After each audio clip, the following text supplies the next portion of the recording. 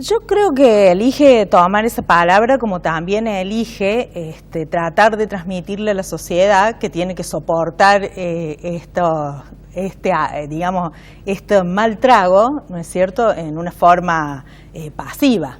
Entonces es mucho más fácil decir que se están sincerando las variables que decir que están provocando un ajuste feroz y una redistribución de ingresos en contra de los asalariados.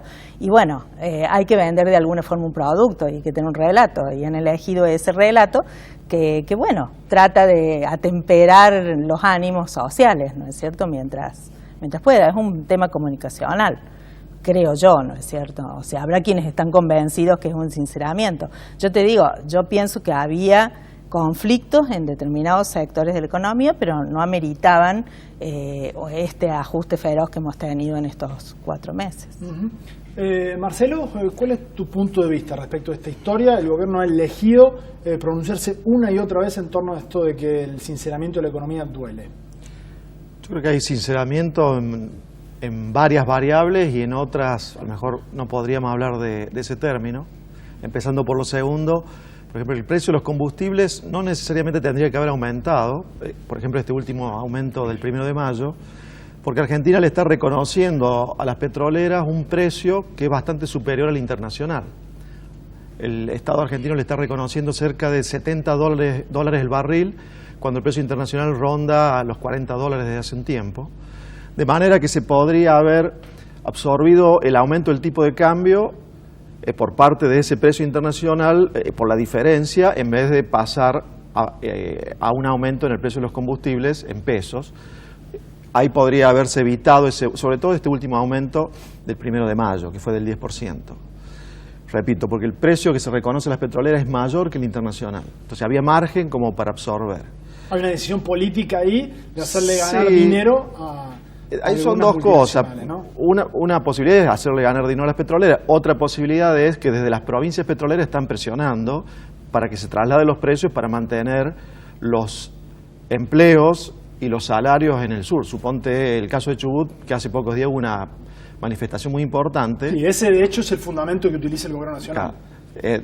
Fíjate que en el tema de las mineras, de la retención de las mineras y del precio del combustible, las provincias donde hay minería y donde hay petróleo no dicen nada, o sea, están de acuerdo con que el gobierno nacional lleve a cabo esas políticas porque quieren mantener la actividad en sus propias provincias. Hay cierta presión en ese sentido. Ahora es muy riesgoso, Marcelo, aún desde para todos nosotros que somos laburantes asalariados, es un verdadero problema tener la segunda nafta más cara de América Latina. Ahora, por otro lado, también es un riesgo desde el punto de vista de aquel empresario que se encuentra con un país que tiene la nafta tan cara, si uno considera que se utiliza para todo, ¿no? Por supuesto, los costos de transporte en Argentina son altísimos. Es una de las críticas permanentes por parte del sector empresario, que están muy altos los costos del transporte, entre otras cosas por el costo del combustible y por otros costos que llevan a que sea tan caro, sobre todo el transporte interno, no tanto de los puertos hacia el exterior, sino el transporte en camión, el transporte dentro de la frontera del país, que está carísimo. Pero donde sí hay sinceramiento, me parece, a ver, y básicamente en tipo de cambio y en tarifas de electricidad, gas y transporte. En el tipo de cambio, estamos hablando de noviembre esta parte, ¿no? En el tipo de cambio, porque el tipo de cambio que dejó Kicillof en noviembre era tan bajo como el de la convertibilidad, y solamente había habido un tipo de cambio más bajo que el de Kicillof y el de la convertibilidad, que fue el de Martínez de Oz en el 80 y el 81. En aquellas situaciones se salió devaluando y en esta también, porque cuando el tipo de cambio está muy bajo, producir en Argentina se vuelve muy caro en dólares, hacer turismo en Argentina se vuelve muy caro, entonces la gente se va al exterior a hacer turismo, no produce en Argentina sino que trata de importar bienes y sobre todo sale caro exportar, entonces se vuelve insostenible a la larga para el aparato productivo. Y especialmente empiezan a escasear los dólares. Si vos tenés el tipo de cambio muy bajo, desaparecen los dólares, y es lo que le estaba pasando al Banco Central, que cada vez tenía menos reservas. Las reservas de Argentina eran a noviembre las segundas más bajas de Latinoamérica, después de Ecuador, pero Ecuador no necesita tantas reservas en el Banco Central porque está dolarizado, circulan dólares, con lo cual no le hacían falta reservas. Entonces, por un lado, no aguantaba más el tipo de cambio, no lo aguantaban los exportadores, y no solo el campo, sino los exportadores industriales, a los cuales además se le cobraba una retención a las exportaciones también, al igual que el agro. Y el otro sinceramiento claro es el de las tarifas, especialmente en el Gran Buenos Aires, donde había tarifas que en aquella zona no habían aumentado desde los 90. Desde el año 2000 hasta este año hubo 1.400% de inflación en Argentina. Y había habido tarifas en el Gran Buenos Aires que no se habían tocado en todo ese lapso. Me parece que no cerraba el tema. Sí, son decisiones políticas, ¿no? De política Claro. pública. Pero ¿qué pasaba con esas tarifas tan bajas? Que el gobierno estaba gastando 250.000 millones de pesos por año, sobre un déficit total del gobierno de 350.000 millones de pesos, estaba gastando en subsidiar la electricidad, el gas y el transporte, especialmente allá en Buenos Aires y en algunos otros grandes centros urbanos. Eso también se había vuelto inviable, porque toda esa emisión de dinero que hacía el Banco Central para prestarle al gobierno, en gran medida era para sostener esas tarifas bajas. Entonces lo que no pagábamos en tarifa, o lo que no pagaban en Buenos Aires, sobre todo en tarifa, lo estábamos pagando por la inflación. Entonces, en definitiva, era una situación irreal y que había que sincerar. Ahora, no en el caso del combustible líquido, como recién te decía. Bueno, ahora, tenemos una inflación muy superior al año pasado, y después hay una cuestión que es central.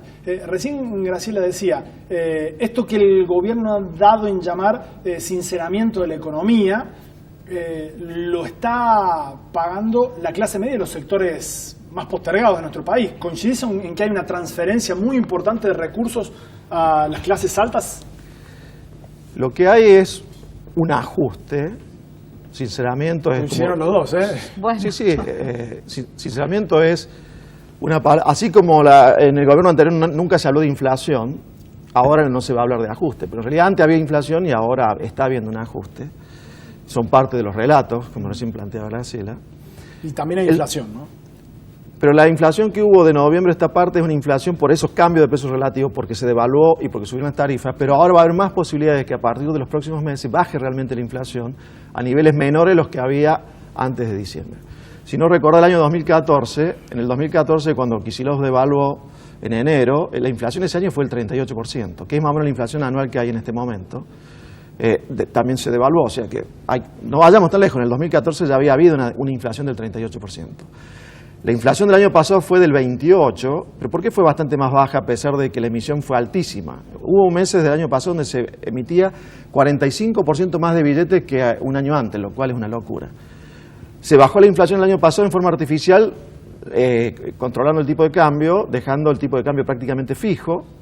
El año pasado hubo una inflación del 28% y hasta noviembre el tipo de cambio había subido el 14%, entonces lo usaron como ancla una vez que levantaste esa ancla y la inflación que no la tuviste antes la tenés desde noviembre a esta parte. Sí, estamos hablando era en gran medida siempre ficticia. de números que no terminan de ser lo riguroso que nos gustaría que fuesen, porque... Por las mediciones. Sí, el oficial no fue de 28, digamos, es un número estimativo. No, el año pasado... No, ese fue una medición alternativa de San Luis, la ciudad de Buenos Aires, que son mediciones oficiales, pero provinciales. Fue 38. Hoy son oficiales. Formalmente, oficialmente no fue 38, y hoy no sabemos de cuánto es tampoco. Yo puedo decir que me parece que de 40, pero... Claro, pero seguimos usando las mediciones en San Luis, de Ciudad de Buenos Aires, antes y ahora, porque el INDEC antes lo calculaba mal y ahora no tenemos estadísticas hasta que las vuelvan a publicar. Graciela, cuando Marcelo dijo que creía que iba a bajar la inflación, me pareció que no estaba de acuerdo. No creo que en el corto plazo, o sea, a ver, depende de lo que es corto plazo para Argentina, ¿no es cierto? Pero yo creo que las medidas que se están tomando van en contra del bajar la inflación en el corto plazo, por ejemplo, el incremento de la nafta. Es altamente inflacionario en nuestra economía el tema del incremento de la nafta, ¿no es cierto? Aumentar la nafta como se aumentó la promueve. Y sí, y de las tarifas también, ¿no es cierto? La nafta, porque bueno, ya explicó Marcelo que todo el transporte de mercaderías funciona en Argentina a través de camión. Entonces, bueno, cuando el ministro dice que no le parece alto el precio, que no le compre, es como decir paremos el país, prácticamente, ¿no es cierto? Eso no es una medida que va en camino a controlar la inflación, ¿no es cierto? Para nada. Yo creo que también es importante señalar que el tema de la inflación no era tema de los argentinos hasta el mes de noviembre. No era un tema, digamos, que preocupara en la mesa diaria del trabajador argentino. ¿Por qué? porque en cierta forma recuperaba con sus negociaciones paritarias el salario real. Entonces yo creo que acá el tema central es el mantenimiento del poder de compra del pueblo en trabajador. El 2014, ¿no? En algunos años. En algunos meses, ¿no es cierto? En algunos meses del salario... 2014. En algunos meses del 2014, pero en general, ¿no es cierto? Si vamos a medir la temperatura social, ese no era un tema era un tema que todo el mundo tocaba, pero no era un tema que preocupaba grandemente. Hoy sí preocupa la pérdida del salario real, ¿no es cierto? Y por el otro lado, a ver, yo pienso que lo que se está tratando de hacer es enfriar la economía. Y que bueno, o sea, en una economía con restricción de consumo y posiblemente en algún momento la inflación baje, pero también van a bajar los empleos y también va a bajar el salario. Y ese finalmente es el objetivo de este plan y de este programa, ¿no es cierto? O sea, si nosotros pensamos un país que incluya a todos los trabajadores, es una cosa. Si pensamos un país para la mitad, y bueno, va a haber un montón de marginados y finalmente por problema de demanda, de que no va a haber consumo y posiblemente en el largo plazo los precios bajen, ¿no es cierto? Bueno, son dos posturas y dos modelos, dos visiones de país distintas. Les pido un minutito, quiero que escuchemos a Macri y hablemos un poquito también respecto del empleo, ¿sí? Hay dos miradas diferentes del país, bastante nítidas, pero vamos a lo de Macri hoy en la Casa Rosada después de las 6 de la tarde, Juli.